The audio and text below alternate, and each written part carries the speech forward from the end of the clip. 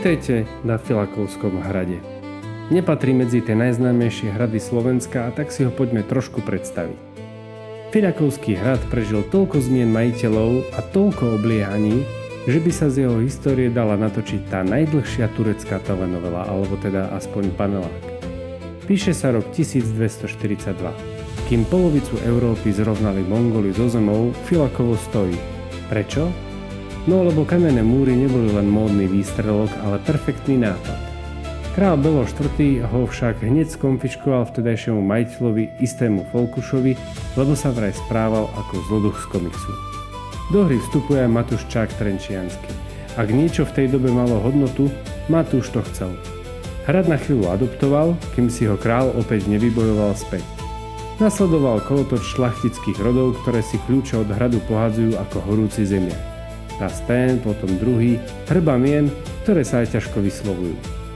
Keď tento zemiak skončil u Bebekovcov, František hrad opevnil tak, že by jeho múrmi neprešla ani myš. Lenže v roku 1554 stačilo, že si stráž odbehla na kávu alebo niekde inde a Turci vliezli dnu. V tej chvíli si tam urobili základňu na dlhých 39 rokov. Bezplatný prenájom sa im skončil až v roku 1593, keď ich stadeto vyprášili cisárske vojská. 17. storočie bolo pre hrad čisté peklo. Raz ho obsadil Bočkaj, potom vyhorel, potom ho mal Betlen, potom ho opravili a potom prišiel Imrich Tokoli. Ten sa v roku 1682 rozhodol, že ak hrad nebude jeho, tak nebude nikoho. Výsledkom bolo mesačné obliehanie, oheň a koniec slávy. Dnes po takmer 300 rokoch spánku je z neho múzeum, kde namiesto tureckých šípov lietajú turisti s fotoaparátmi. A Bebeková bašta je opäť v plnej kondícii, aby strážila Filakovo. No tentoraz už bez nepozornej stráže. Inak hrad dostal meno podľa psa s dlhými ušami, čo mal meno Fulek. Údajne keď ovce zavracal, našiel poklad a pastier, ktorému Fulek patril, dal za ten poklad postaviť hrad. Pekná rozprávka.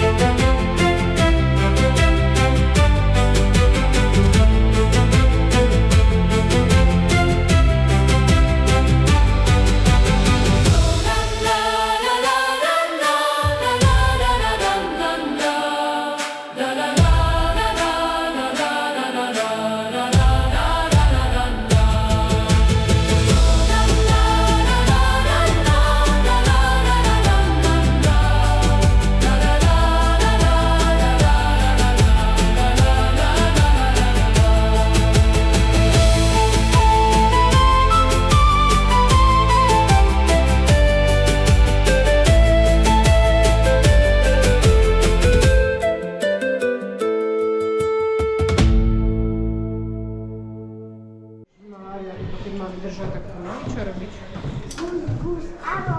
Tati, to musí byť ťažké. Čo? Môžem to skúsiť? Nie.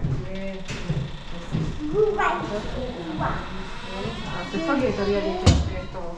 Ale ako môžem vieť takúto ťažkú vec a potom takto... Ježiš, a potom aj štít a to...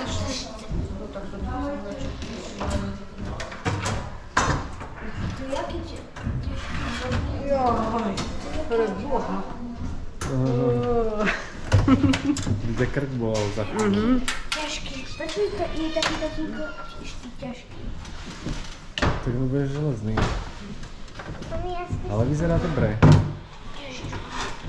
Mami, Nevládeš, že čo?